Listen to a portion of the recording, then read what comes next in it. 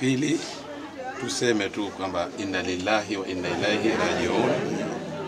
Tunaamini kwamba sisi tunawapenda hawa, lakini Mwenyezi Mungu anawapenda zaidi, na kuwapenda kwa sababu wamekufa kwenye jihadi. Jihadi si kupigana vita. Mwenyezi Mungu anasema waja'alna al-laila libasa waja'alna an-nahara ma'asha. Kaumba mchana kwa ajili yetu kwenda kutafuta riziki. Ni haramu kwa mwanamume au kulala baada ya sala asubuhi, watakiwa kutafute riziki, na usiku ndo kwa ajili ya mapumziko. Hawa walikufa, walipata msiba katika kutafuta riziki. Riziki ni sehemu ya jihadi. Naamini inshallah Mwenyezi Mungu kwa rehema zake na utukufu wake awaridhie na awajalie makaburi yao yawe ni bustani miongoni mwa bustani za peponi, na tuliobakia inshallah iwe ni ibra kwetu, tujifunze. Kila mmoja kati yetu hatujui muda gani itakuwa ni siku yake, na kwa bahati njema inshallah Mwenyezi Mungu kanijalia nimo katika siku zangu 40. Nimerudi juzi mie katika nani. Inshallah Mwenyezi Mungu iwe kabuli, na inshallah hawa vizuka na wale karibu nao, kwa maana wazee na watoto, waendelee kuvuta subra, na Mwenyezi Mungu atawalipa kheri zao hizo.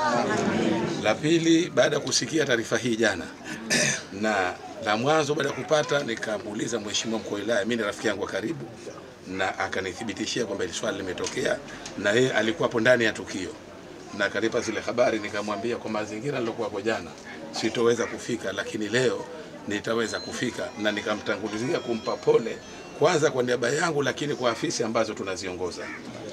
Nimetumwa na ofisi yetu ya Ifraji Zanzibar Foundation kuja kutoa mkono wa pole.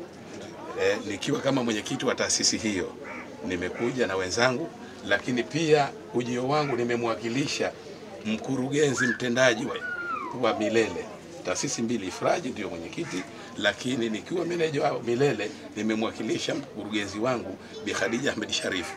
Yeye baada ya kupeleka ile habari jana, na katua juzi tu bahati nzuri kutoka Marekani, akanambia na mimi nitatoa ubani wangu, na leo tukiwa ofisini kwa mkuu wa wilaya kazungumza alichozungumza mkuu wa wilaya akakisikia.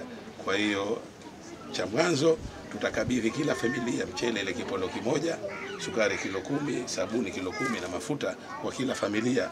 Lakini na hiyo rambirambi nyingine sitaki nitamke hapa, hiyo itakuwa ni ya vizuka, haitokuwa ya matanga. Hivi mtajua nyewe nini mtafanya wazee, lakini tutawapa vizuka angalau kwa hizo siku 2-3 wajifariji, na taasisi yetu tunakuahidini kwamba tutaendelea kuwa nao, kwa sababu hapa mjini Wingwi si mara ya mwanzo matokeo haya. Pengine mheshimiwa atakuwa mgeni, lakini mheshimiwa Sheha, unajua hapa tumeshasaidia kiasi na tunaendelea, kwa sababu tuko Zanzibar nzima, lakini Micheweni wilaya ndio katika wilaya inayofaidika. Kwa hiyo leo si siku ya kuja kuzungumza mengine, ni siku ya kuja kupeana pole.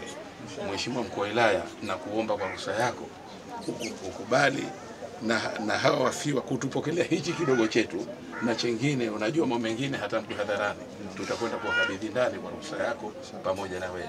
Baada ya kusema hayo, naomba mridhie kwamba mpokee, na Mwenyezi Mungu akupeni subra, na inshallah watoto awape makuzi hao. Tumesikia kuna mama mmoja nao 6 na mmoja, na inshallah wajawe viongozi wetu wa baadaye, na sisi tulobakia atupe husnul khatma, akatufufue pamoja na wazazi wetu pamoja na mtume wetu, na sote kwa pamoja tupate pepo yake inshallah. Asante sana mheshimiwa.